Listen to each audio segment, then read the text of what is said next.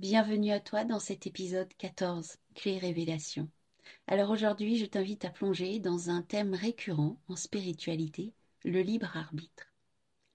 C'est à travers un texte qui m'est arrivé en écriture intuitive que des compréhensions me sont arrivées. Ça m'a permis de mieux comprendre notamment une expérience de vie qui m'a apporté un bel entraînement avec ce fameux libre arbitre, je dois bien le dire. Et c'est donc en revoyant un souvenir d'une publication sur Facebook que j'ai pu voir le lien. Voici ce que la photo souvenir et le texte m'ont inspiré. Bien le bonjour, belle étincelle. Bienvenue dans Miroir de femmes, le podcast épanouissant pour les femmes, les mères en quête d'évolution et de spiritualité. Je m'appelle Bénédicte. Je suis guide pour des voyages d'exploration intérieure grâce au miroir magique que le monde qui nous entoure nous offre.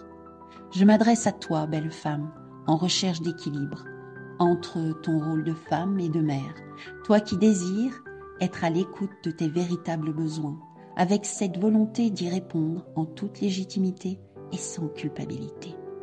Toi qui ressens l'envie de répondre à l'appel de ton âme pour grandir en conscience et vivre ta spiritualité en toute liberté au quotidien. Je vais te conter ici des histoires de la magie, de l'âme qui agit, des récits de clés qui t'ouvriront de nouvelles portes pour élargir ta vision. Prête pour le grand voyage? Alors c'est parti, abonne-toi pour que chaque épisode arrive à toi. Voici donc le texte d'une nouvelle publication pour partager ce souvenir. Il y a un an, je partageais une publication sur Facebook suite à mon périple sur le chemin de Compostelle. Ce voyage a été bien plus qu'une marche. Il a été une découverte de la magie dans chaque aspect du quotidien et a révélé plusieurs leçons précieuses que je partage avec toi. 1. La puissance des petits pas. Chaque petite action compte et peut conduire à des résultats incroyables. Alors ne sous-estime jamais l'impact de tes efforts quotidiens. 2. La capacité à surmonter. J'ai réalisé que j'étais capable de bien plus que ce que je croyais. Cette prise de conscience peut t'aider à reconnaître ton propre potentiel extraordinaire. 3. Demander des signes. Apprendre à lire les signes de la vie pour savoir si tu es sur la bonne voie. C'est essentiel pour avancer avec confiance. 4. La persévérance et la détermination. Ce chemin a mis en lumière ma volonté de persévérer malgré les défis. Alors, cultive ces qualités pour surmonter les obstacles dans ta vie. 5.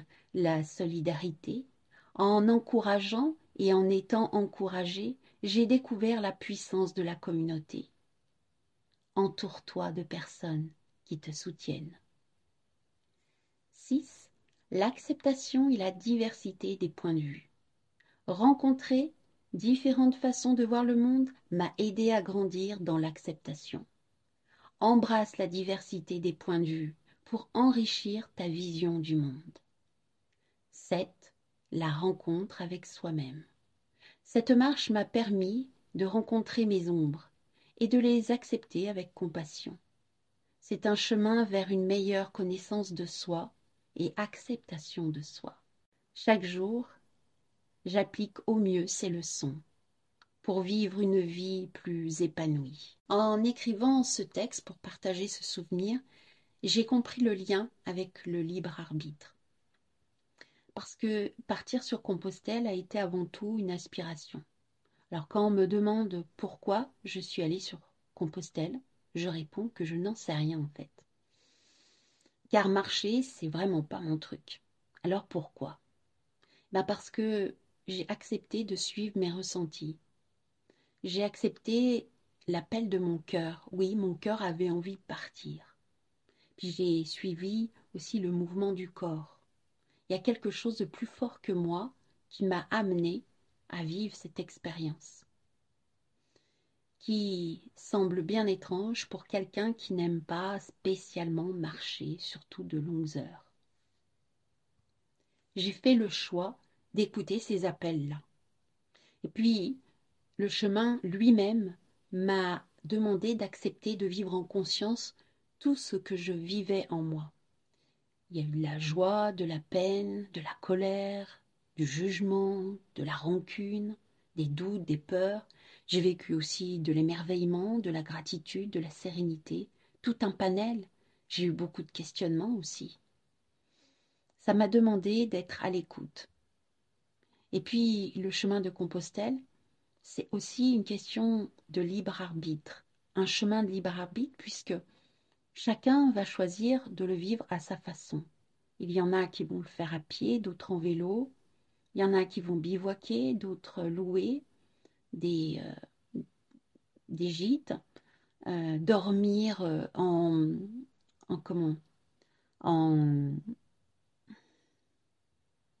dormir en chambre seule ou dormir en dortoir. C'est toute une question de choix et de libre arbitre aussi, en écoutant ce qui est vraiment bon pour soi. J'ai aussi fait le choix de faire porter mon sac à un moment donné. Et puis à un autre moment, j'ai décidé de le porter. J'ai écouté en fait, et j'ai fait ces choix par rapport à ce qui me semblait juste à l'intérieur de moi. Donc là, je vois le libre arbitre, mon pouvoir de décider. Je vois le parallèle avec les choix qu'on peut faire dans la vie en écoutant ses propres besoins ou pas. Être en capacité d'être dans le choix du cœur ou dans les injonctions. Écouter ce qui se passe en soi. Alors, voici le texte qui s'est invité à moi au sujet du libre arbitre. Quand quelque chose arrive dans notre vie, une information, une relation, une discussion, un échec, une rencontre, une épreuve, que sais-je encore, nous avons le choix de notre réaction, de nos actions ou non-actions, de la réponse ou de la non-réponse.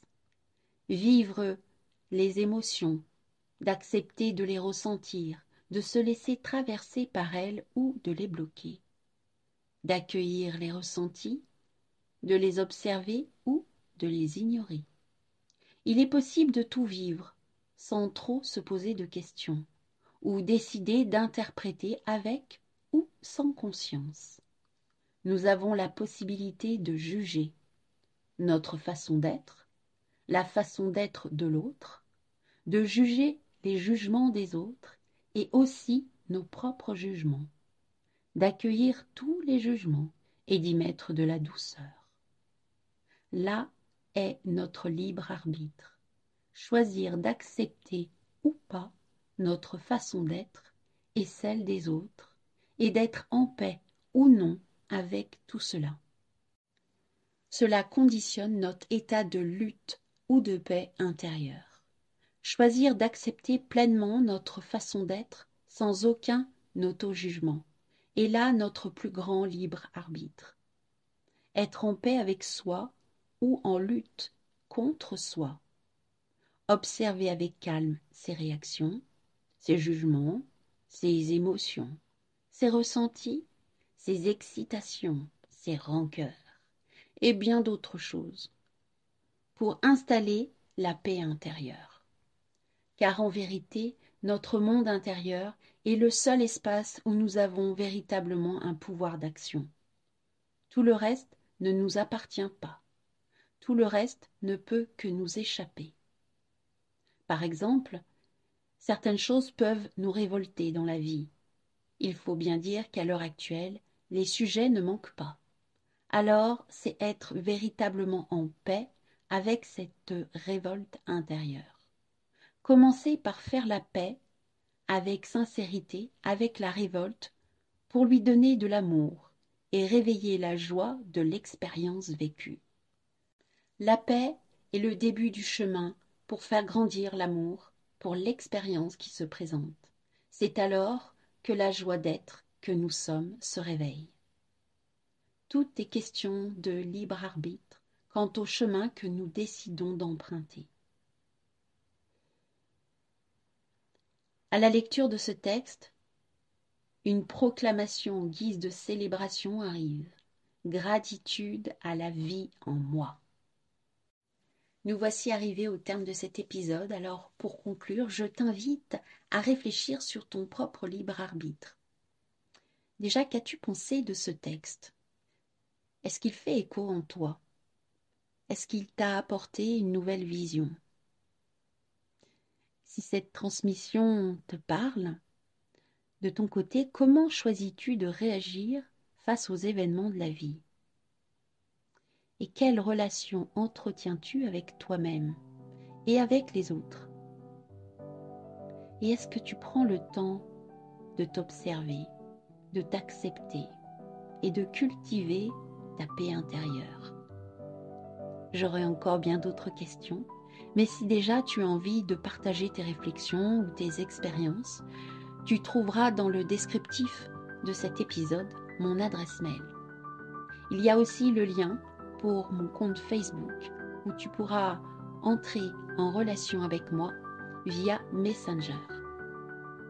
Je te remercie de m'avoir écouté, d'avoir écouté ce nouvel épisode de mon podcast Miroir de fans.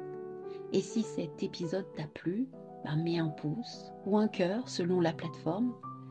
Partage avec ton entourage et je t'invite aussi à t'abonner pour que les prochains épisodes viennent à toi. Je te donne rendez-vous la semaine prochaine pour un nouvel épisode clé compréhension où je partagerai un texte qui m'a inspiré. Je te souhaite une belle semaine et te dis à bientôt. Bon voyage à toi, à l'intérieur de toi.